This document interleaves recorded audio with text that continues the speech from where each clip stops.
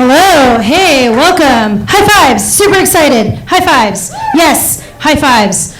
Little fact about myself, I'm 31 years old and I don't wash my hands when I pee. High fives all around to everybody. No, truth, I think it's really wasteful. I think it's silly. I use toilet paper, and when there's not toilet paper available, I just kind of white girl twerk and move on. You know, like it's silly. I'm not wrist deep in there like I'm taking the seeds out of a pumpkin, just like rooting around and sloshing it out afterward. That's not how it works. Also, second thing, everything that I could touch after myself is way more disgusting than myself. Like every dollar bill I could touch has 35 years of cocaine nosebleeds and feces all over it. So like, why bother? If anything, I should just pee directly on my hands. You know, like a little sanitation fountain, like a little barrier of me as protection for everything thereafter. Just a little note.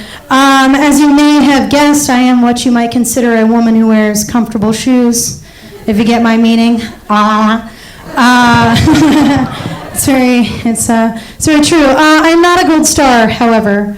I have fucked some dudes in that meaning. I'm not a gold star, I've fucked some dudes. I've experienced a sexual apocalypse where I'm drunk and horny and there's literally not a vagina around, so... You know, play the lottery could be your chance tonight, homie. I will not give you a blowjob. Sorry, Dan.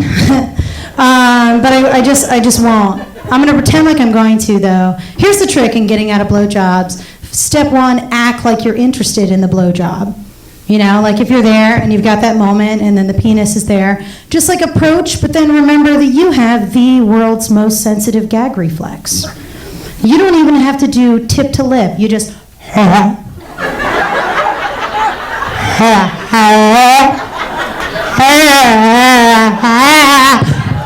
after like 3 tries, he's just like, please don't puke on my balls, let's move to phase 2. And it's good for everyone, it's great. An interesting thing about living in the year 2016 and where we have Google and Pornhub, people still ask me as a woman with comfortable shoes, how do women even have sex? And so I'm honest with them. You know, I used to get a little, cantankerous about it, but now I educate them. I just let them know, well, my partner and I go back to my apartment, we light some candles, put the cats away, put on our favorite Ani DeFranco album, slip out of our shoulder-padded sweaters, stand naked across the room from one another, make eye contact, and then we run toward one another with as much force as we can muster, lifting one leg and slamming our cooters together repeatedly until we reach mutual climax. It's what we call a cooter joust. That's what we do. It's the truth. Why lie to these people? The silly thing is that like people believe me. That's what's really funny. People believe almost anything, which is funny and kind of scary. Like I saw this sign the other day. It was attached to, it was a billboard attached to a tractor trailer, which really only legitimized the message.